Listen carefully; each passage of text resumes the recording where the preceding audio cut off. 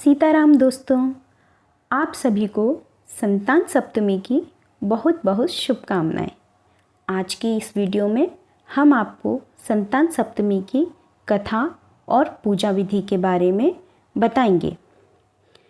संतान सप्तमी व्रत एक पवित्र व्रत है जो मुख्यतः संतान की सुख, समृद्धि, लंबी उम्र और कल्याण के लिए किया जाता है।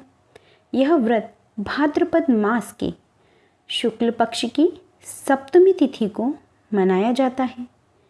इसे विशेष रूप से महिलाएं अपने बच्चों के लिए करती हैं। संतान सप्तमी व्रत की पूजा विधि। सबसे पहले व्रत का संकल्प लें। प्रातः स्नान आदि करके साफ सुथरे वस्त्र पहने और उसके बाद व्रत का संकल्प लें। व्रती महिलाएं निर्जल या फलाहार दोनों तरह से इस व्रत को रख सकती हैं। अब हम व्रत के पूजा स्थान की तैयारी के बारे में बात करते हैं। पूजा स्थान की तैयारी। घर के पूजा घर या स्वच्छ स्थान पर एक लकड़ी की चौकी पर सफ़ेद वस्त्र बिछाएं। उस पर संतान सप्तमी माता की मूर्ति या देवी माता की मूर्ति चित्र स्थापित करें। उसके बाद कलश स्थापना करें।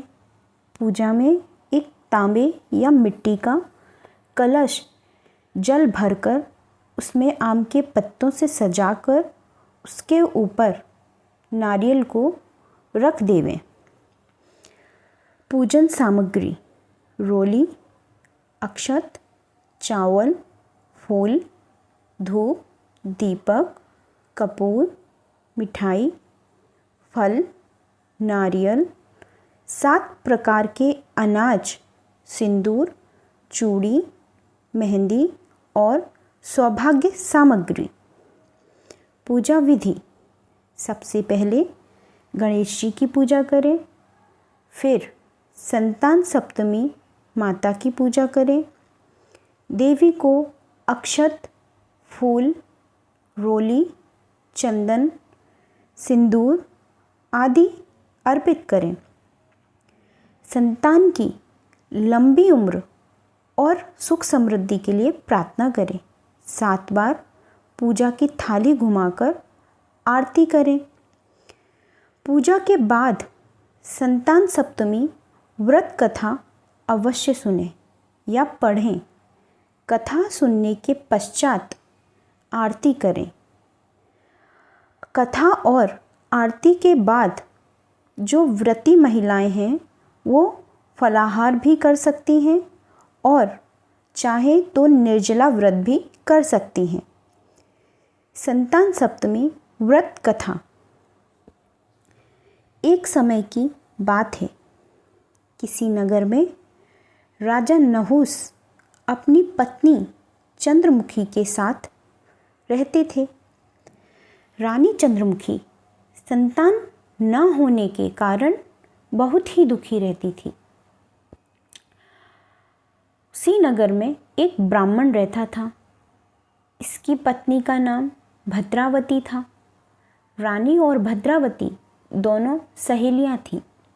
एक दिन वह सरजू नदी के किनारे गईं तो वहां उन्होंने देखा कि कुछ महिलाएं वहां सरजू नदी के किनारे एक पेड़ के नीचे शिवजी और पार्वती जी की मूर्ति बनाकर उनकी पूजा अर्चना कर रही थीं।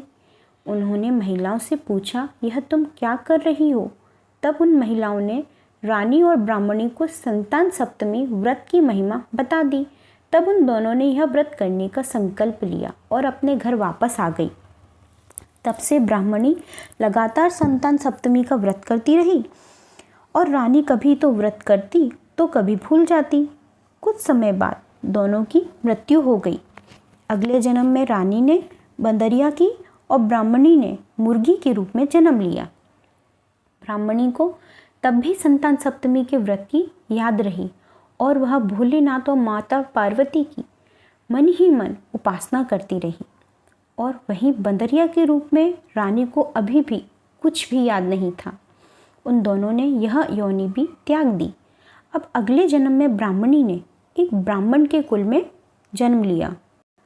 सर्वगुण संपन्न ब्राह्मणी का विवाह गोकुल निवासी अग्निवीर नामक ब्राह्मण से हुआ।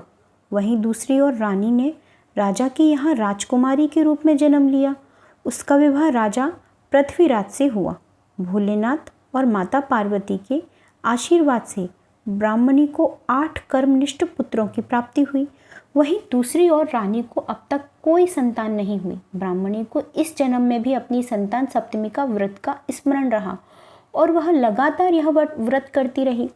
बहुत समय बाद रानी को एक रोगग्रस्त पुत्र प्राप्त हुआ, परंतु वह अपनी 9 वर्ष की आयु में परलोक सिधार गया। अब रानी अपने पुत्र के वियोग में तड़पने लगी। यह समाचार मिलने के बाद ब्राह्मणी अपने 8 पुत्रों के साथ रानी के महल उससे मिलने गई। वहाँ ब्राह्मणी के 8 पुत्रों को देखकर रानी को बहुत ईर्ष्या हुई। रानी ने ब्राह्मणी के 8 पुत्रों को मारने की योजना बनाई। एक दिन रानी ने ब्राह्मणी के 8 पुत्रों को भोजन पर बुलाया और विष मिला हुआ भोजन उन पुत्रों को खिला दिया, परंतु भोलेनाथ और पार्वती जी की कृपा से और संतान सप्तमी के प्रभाव से ब्राह्मणी के पुत्रों को कुछ भी नहीं हुआ।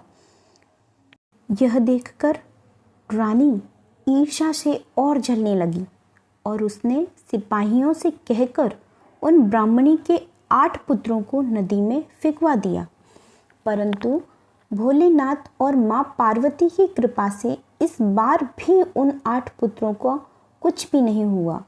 उसके बाद बहुत प्रयासों के बाद भी जब रानी ब्राह्मणी के पुत्रों को नहीं मार सकी तो वह ब्राह्मणी के पास गई और वो ब्राह्मणी को सारी बात बताते हुए उससे क्षमा मांगी और पूछने लगी, तुमने ऐसा कौन सा व्रत, दान, पुण्य आदि किया है जिसके प्रभाव से तुम्हारे पुत्रों को दीर्घायु प्राप्त है।